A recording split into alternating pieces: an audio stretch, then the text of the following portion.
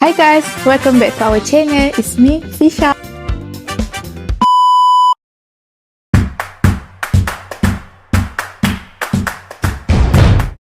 So, hari ni Fisha akan sambung part 2.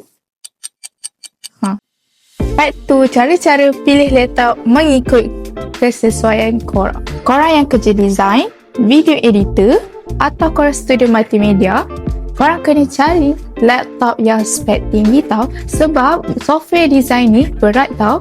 Ciri-ciri laptop high spec yang korang kena tahu ialah: pertama, prosesor i5 atau Ryzen 5 ke atas.